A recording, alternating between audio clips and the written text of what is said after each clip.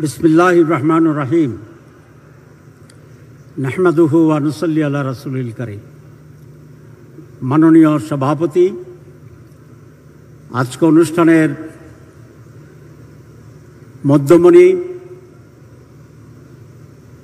প্রধান অতিথি, জাতীয় নেতা, বাংলাদেশ জামাত ইসলামীর মাননীয় আমির ডক্টর শফিকুর রহমান, জামাত ইসলামীর অন্যান্য কেন্দ্রীয় নেতৃবৃন্দ, সুধীমণ্ডলী, বিভিন্ন দল এবং ছাত্র সংগঠনের নেতৃবৃন্দ, সাংবাদিক বন্ধুরা এবং our leaders from different countries and the nations. Assalamu alaikum wa rahmatullahi wa barakatuh. ইতিহাস বারবার পুনরাবৃত্তি হয়। সভ্যতা একটি সাইক্লিক অর্ডারে আবর্তন করে। এটি আজকে আমরা খুব অল্প সময় দেখতে পেয়েছি। গত কয়েকটি বছরে এক ধরনের পরিস্থিতি বিরাজমান ছিল, আর আজ পরিস্থিতি ভিন্ন রূপ ধারণ করেছে। রাতের পরে যেমনি দিন আসে, আজ সেই গভীর অন্ধকারের কালো রাত্রির পর বাংলার আকাশে মুক্তির স্বাধীন সূর্য উদিত হয়েছে এবং এই পরিবর্তনের অন্যতম নায়ক হচ্ছে ডাইরেক্টলি ইনডাইরেক্টলি যারা পরিবর্তন সাধনে এক অবিসম্বাদিত একটি ঐতিহাসিক পরিবর্তন সাধন করেছিলেন। তার নাম ইসলামী ছাত্র শিবির। ইসলামী ছাত্র শিবির ঘোষণা দিয়েছিল, আল্লাহ আমাদের প্রভু, রসুল আমাদের নেতা, কোরআন আমাদের সংবিধান, সংগ্রাম আমাদের কর্মপন্থা, শাহাদাত আমাদের চেতনা। এবং সেই লক্ষ্য সামনে রেখে আজ বাংলার মানুষের কাছে মুক্তির দূত হিসেবে আবির্ভূত হয়েছে বাংলাদেশ ইসলামী ছাত্র শিবির। আমরা ঘোষণা করেছিলাম, ক্যারেক্টার এবং ক্যারিয়ারের সমন্বয়ে এমন এক যোগ্য ব্যক্তিত্ব তৈরি করা হবে যা বাংলাদেশের মানুষের মুক্তির সোপান মহান আদর্শ ইসলাম কায়েম করে বিশ্বব্যাপী আমরা এই সত্যের আলোকে বর্তিকাকে ছড়িয়ে দেব। সেই কাজটি আজকে আমরা করে যাচ্ছি আলহামদুলিল্লাহ। ছাত্র শিবির, আপনাদের কাজ শেষ হয়নি। অতীতের নেতৃবৃন্দ এবং আপনাদের রাহবার যারা ছিল তাদেরকে অনুসরণ করে তিনটি কাজ আপনাদের করতে হবে। এক, প্রতিটি ছাত্রের কাছে ইসলামের আওয়াজ দাওয়াত পৌঁছাতে হবে। আমাদের স্লোগান, ছাত্র মানেই ছাত্র শিবির, ছাত্র শিবির মানেই ছাত্র। একজন ছাত্র আমাদের দাওয়াতের বাইরে থাকতে পারবে না। দুই,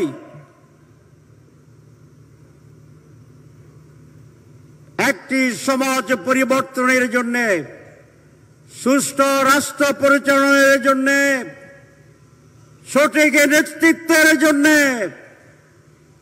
মানুষের কল্যাণ সাধন নিশ্চিত করার জন্য প্রয়োজন চরিত্রবান মানুষ, জ্ঞান সমৃদ্ধ মানুষ, দেশ এবং জনতা প্রেমিক মানুষ, ত্যাগী মানুষ, দৃঢ় মানুষ বাংলাদেশের আজকে সবচেয়ে বড় ক্রাইসিস। সত্যিকার যোগ্য সৎ নাগরিক মানুষের আপনাদের কাজ নিজেকে সেইভাবে গড়ে তোলা।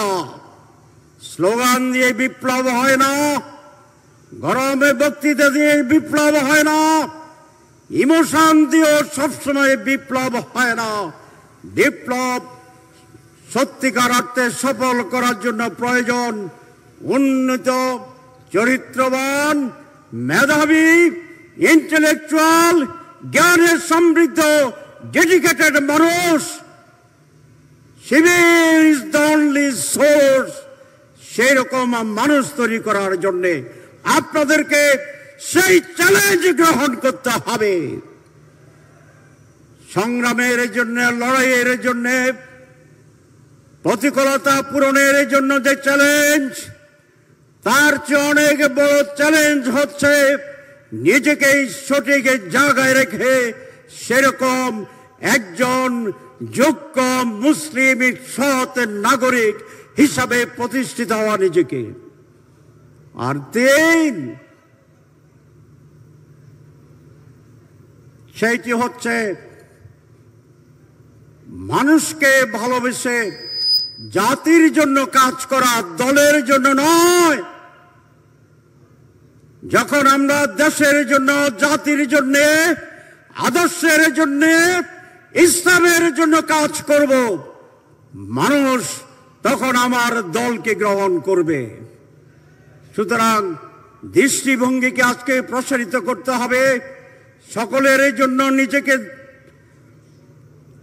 নিয়োজিত করতে হবে এবং যে আদর্শের ঘোষণা দিয়ে আমরা যাত্রা শুরু করেছিলাম, আল্লাহর উপর তাওয়াক্কুল, তার সন্তুষ্টি অর্জন, জান্নাত লাভ, এই মিশন, এই লক্ষ্য, এখানেই আমাদেরকে স্থির থেকে যত অবস্থায় হোক সেটাকে আমরা মোকাবেলা করব ইনশাআল্লাহ। সম্মানিত ভাইরা, বাংলাদেশে 5 আগস্টের পরিবর্তনের মাধ্যমে একটি পরিবর্তনের সুযোগ আমাদের কাছে আসছে। এই সুযোগকে পজিটিভলি কাজে লাগানোর দায়িত্ব হচ্ছে এই দেশের রাজনৈতিক দলগুলোর। আনফর্চুনেটলি 5 চেতনায় যে পরিবর্তনের লক্ষণ আমরা দেখেছিলাম, মানুষ আশায় বুক বেঁধেছিল। 55 বছরের পচা দলাদলি, সংকীর্ণতা এবং দুর্নীতি, জোর করে ক্ষমতায় থাকার যে অপরাজনীতি ছিল, জাতি ভেবেছিল এবার নতুন রাজনীতি শুরু হবে, কল্যাণের রাজনীতি হবে, গঠনমূলক রাজনীতি হবে। আমরা সেই ক্ষেত্রে কতটুকু অর্জিত হবে মানুষ আবার সন্দেহের ভিতরে পড়ে আছে। আমি মনে করি দেশের স্বাধীনতা, গণতন্ত্র, সুষ্ঠু নির্বাচন, দুর্নীতিমুক্ত বাংলাদেশ, এই কয়েকটি বিষয়ে জাতীয় ঐক্যের প্রয়োজন এবং আজকে যারা মেন স্টেক হোল্ডার আছেন এই কয়েকটি বিষয়ে তারা ঐক্যবদ্ধ হবেন, এই আশাবাদ এই জাতি করে আমরা সেটি করতে চাই। উৎকট জেনেতনভাবে ক্ষমতা, এইটি যদি টার্গেট হয় তাহলে দেশের মৌলিক কোনো পরিবর্তন হবে না। আমি আহ্বান জানিয়ে শেষ করতে চাই, আসুন 5 আগস্টের পরে আমরা বাংলাদেশে নতুন রাজনীতি শুরু করি। দলগুলোর ভিতরে সংস্কার প্রয়োজন। জাতীয় সংস্কারের সাথে সাথে প্রত্যেকটি দল তার নিজস্ব প্রয়োজনীয় সংস্কার করবেন, সেই আশাবাদ আমরা ব্যক্ত করে এবং আগামী দিনের পরিবর্তনের যে লড়াই, যে অধ্যায় শুরু হয়েছে সে অধ্যায়ে ছাত্র শিবির যেভাবে পরিবর্তনের ভূমিকা রেখেছিল সেইভাবে ইন্টেলেকচুয়াল এবং ফিজিক্যাল এফার্ট দিয়ে সেটাকে সফল করার জন্য এগিয়ে নিয়ে যাবে এই আশাবাদ ব্যক্ত করে আমি আমার বক্তব্য শেষ করছি। আল্লাহ হাফেজ।